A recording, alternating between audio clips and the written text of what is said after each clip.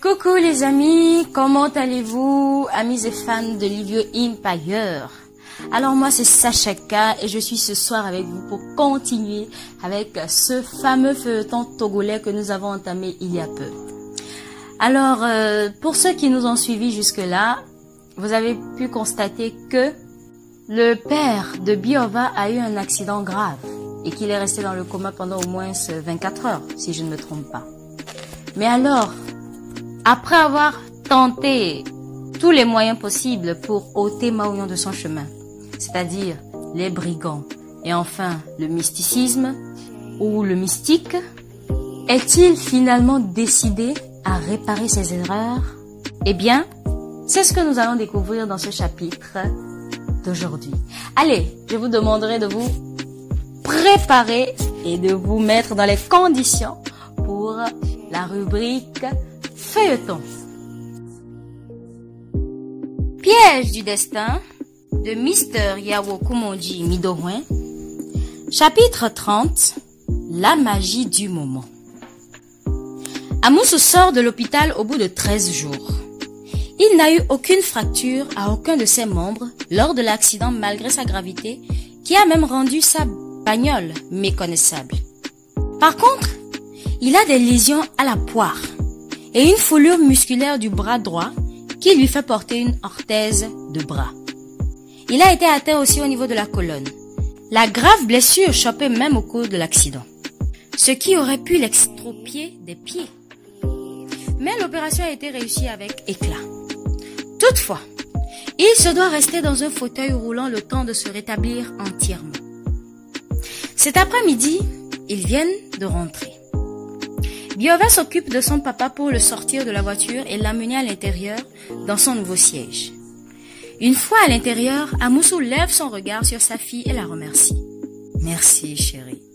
Tu n'as pas à remercier ta fille pour avoir fait son devoir, papa chéri. Bientôt, tu seras encore bien valide sur tes 2 pieds pour moi.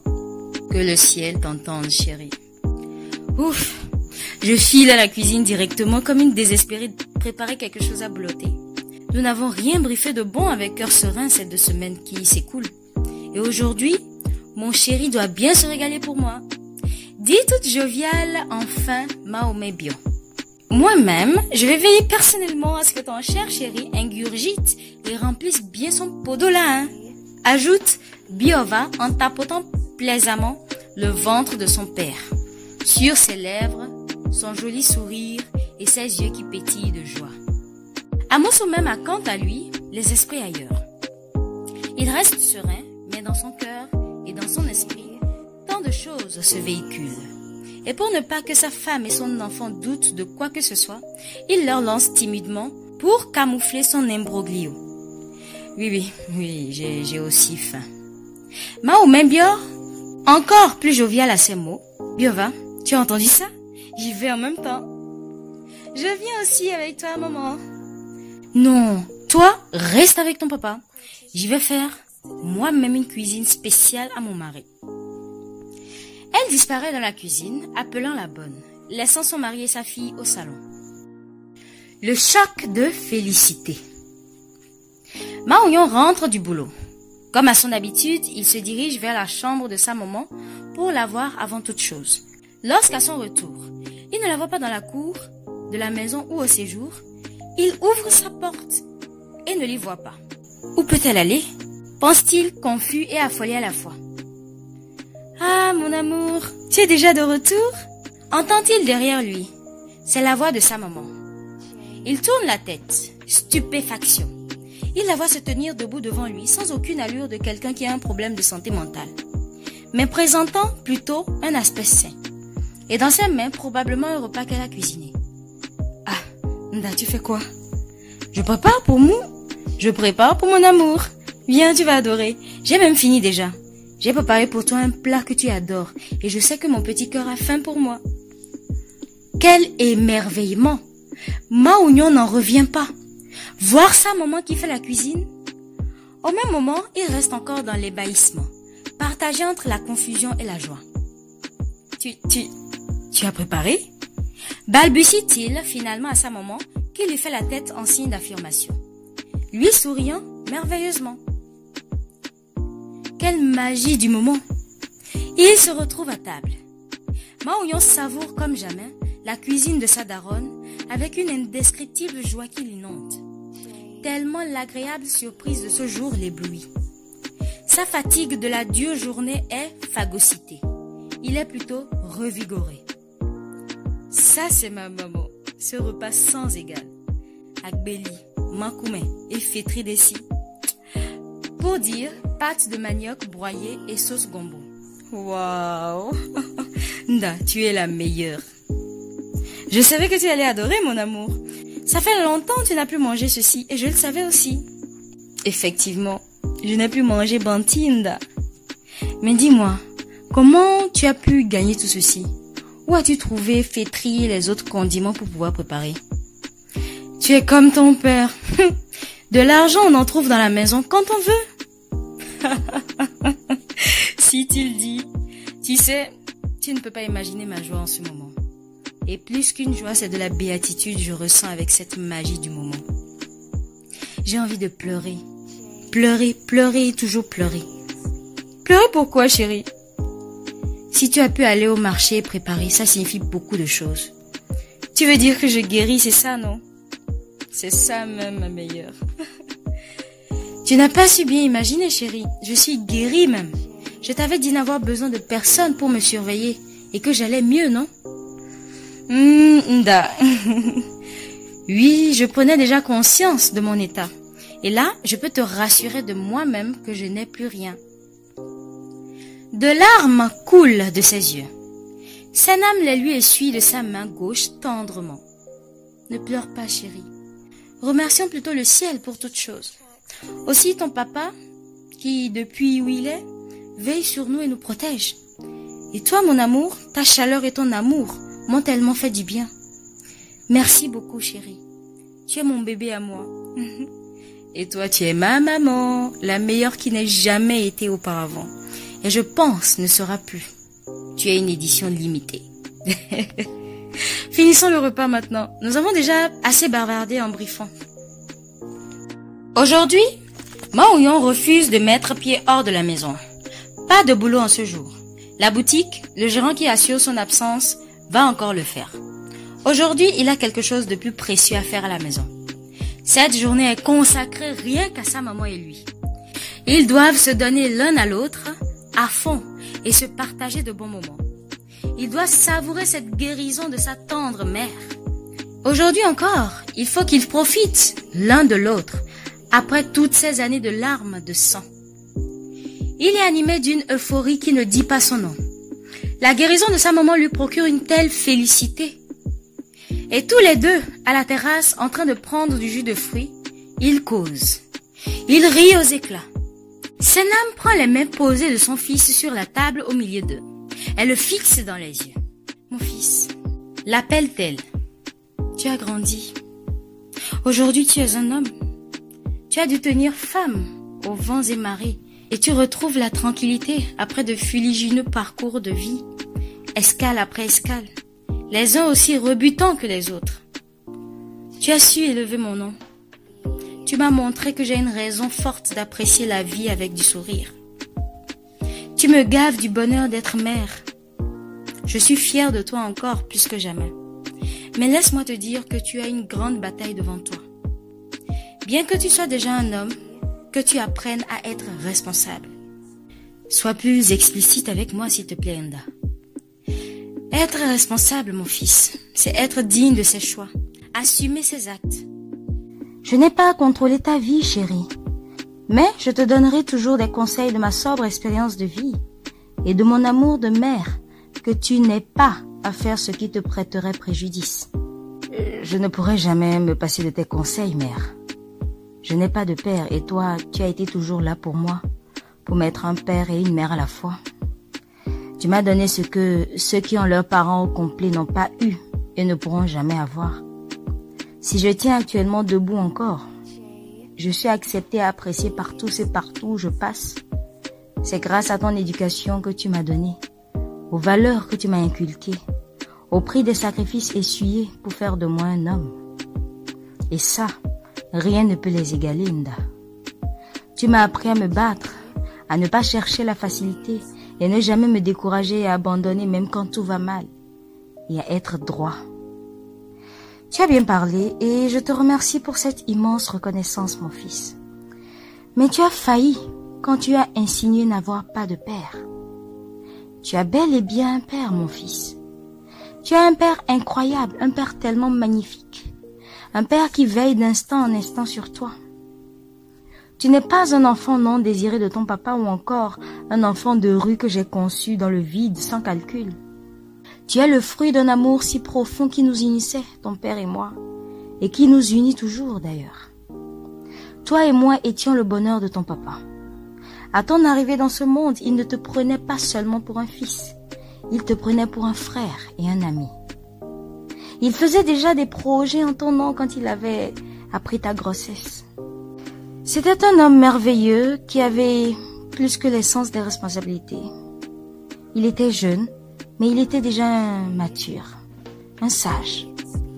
Et jeune fille que j'étais aussi, je ne pouvais pas rencontrer meilleur que lui sur mon chemin. J'ai appris plein de choses en sa compagnie, en me liant à lui, pour grandir dans la tête et être forte. Et si nous ne t'avions pas eu avant que le sort ne décidât de me l'ôter, je l'aurais suivi. Grâce à toi que j'avais dans mes bras, j'ai pu tenir le coup. Je le voyais en toi.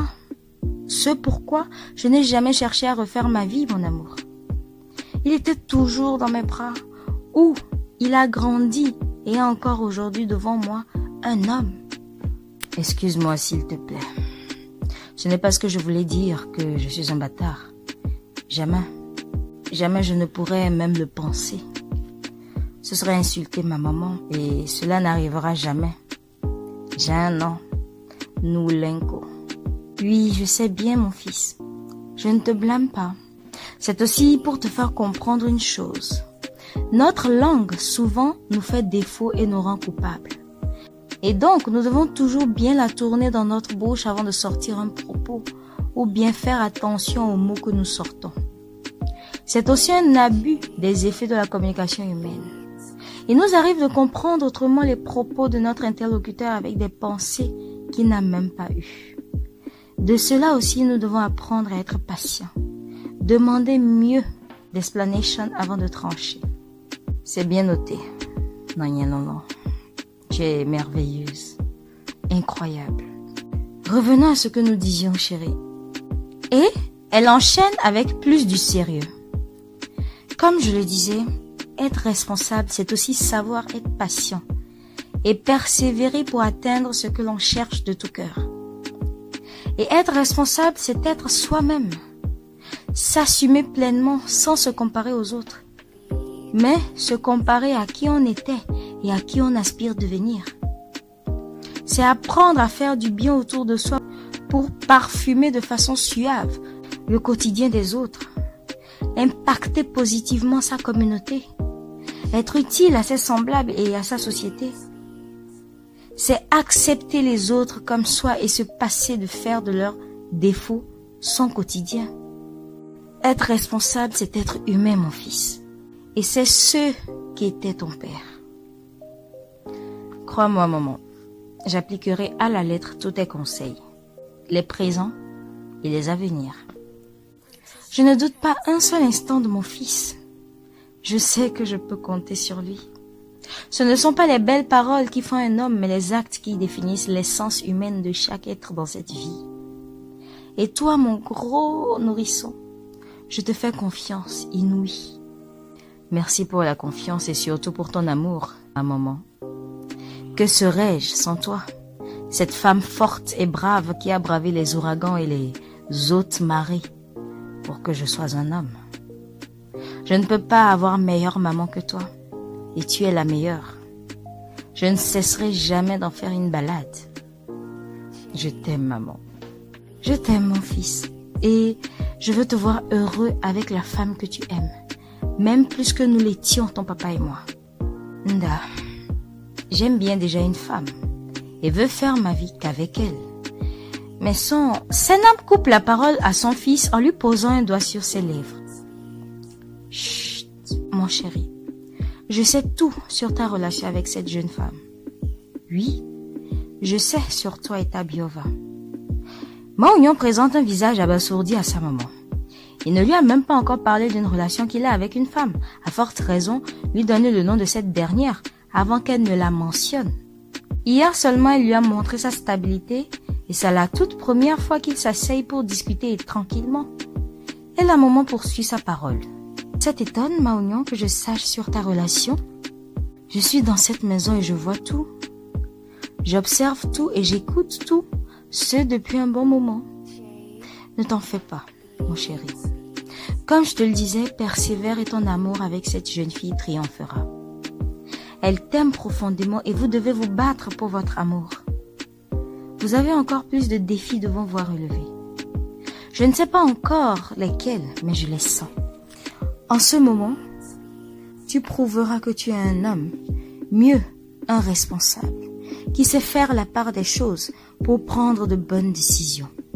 Maounion se laisse surprendre de plus en plus par sa maman. Nda, dit-il en fonçant un peu sa mine.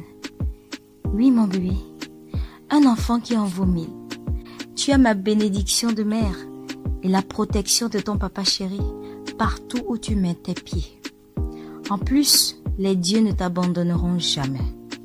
Maounion se lève, va se jeter dans les bras de sa maman pour la serrer et se blottir dans sa chaleur rédemptrice. Son homme lui rend la même affection et la même tendresse avec cette chaleur de mère. Je t'adore, mère mienne. Tu es un enfant magnifique, mon fils. Durant tout leur échange, l'homme des rêves de Maounion se tient près d'eux, regard apaisé, sans qu'aucun d'eux ne puisse le voir avec ses yeux physiques. Il est si fier. La santé d'Amoussou va à grands pas. Il récupère merveilleusement bien. Une convalescence qui redonne un peu de vie à son toit. Depuis son accident, le calme est plus ou moins de retour dans la maison. Sa femme et sa fille sont à son chevet. Elles prennent bien soin de lui. Il y a comme une oubliette dans laquelle la relation de Biova et Maounion est absorbée. Du rapprochement est plutôt né de nouveau entre mari et épouse et leur enfant. Renonce-t-il maintenant au sort qu'il réservait toujours à Maounion et laisse libre cours à Biova d'aller avec lui? Une chose est sûre, nul n'a plus entendu de cette histoire dans la maison. Une autre situation est venue la substituer et semble la phagocyter. Salut papa, salut maman. Papa, comment ça va ce matin? Salut ses parents à table ce matin pour le petit déjeuner. Biova sortit au salon. Elle les embrasse avant de s'asseoir à son tour. Ça va, princesse, et toi? Tu as bien dormi, ma fille?